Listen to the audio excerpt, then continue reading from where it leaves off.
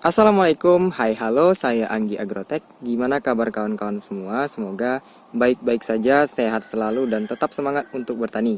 Nah, pada kesempatan kali ini, saya ingin sharing ke kawan-kawan terkait dengan salah satu masalah yang ada pada perkebunan kelapa sawit, yaitu gulma. Nah, gulma pada tanaman kelapa sawit atau pada perkebunan kelapa sawit seperti ini, itu ada banyak ya kawan-kawan. Salah satunya adalah ini. Nah, kawan-kawan bisa lihat pada batang tanaman kelapa sawit ini ataupun pada gawangan mati atau tumpukan pelepah ada tanaman pakis yang kita sebut dengan nama ilmiahnya itu Nephrolepis biserata.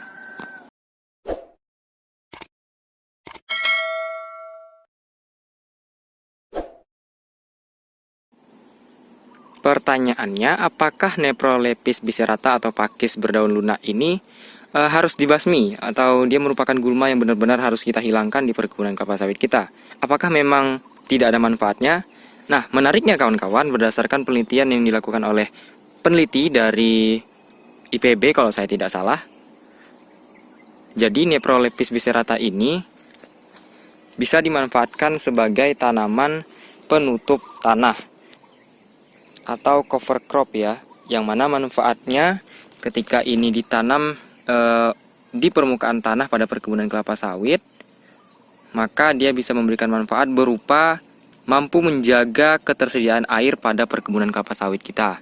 Nah, jadi misalkan pada musim kemarau atau cuaca yang jarang banget hujan, tanaman pakis atau Nephrolepis biserata ini mampu menjaga ketersediaan air. Yang mana kita sama-sama tahu ya kawan-kawan, air ketersediaannya bagi tanaman kelapa sawit itu sangat-sangat penting sekali. Karena jika terjadi kekurangan air, maka itu bisa mempengaruhi jumlah pelepah, perkembangan daun, bahkan jumlah bunga betina yang akan muncul.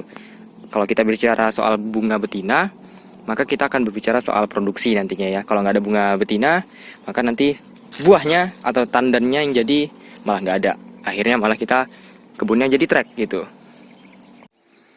Jika Nephrolepis bisa berfungsi sebagai tanaman penutup tanah, maka pada gawangan mati seperti ini atau tumpukan pelepah, ini disarankan untuk dibiarkan tumbuh karena ada manfaatnya. Yang jadi pertanyaan selanjutnya adalah yang pada batang kelapa sawit ini, apakah kita harus pertahankan atau kita buang? Nah, ini kalau menurut saya pribadi terserah kawan-kawan mau dipertahankan atau tidak. Karena kalau dipertahankan maka ada sisi positifnya.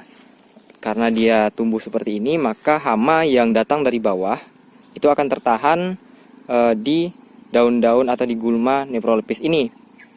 Sementara kalau kita pertahan atau kita buang, maka tanamannya akan terlihat lebih bersih dan bisa saja memang gulma ini menyerap hara yang ada di batang kelapa sawit. Tapi menurut saya nggak terlalu banyak sih, soalnya ini di kebun ini dibiarkan produksinya tetap bagus juga kok.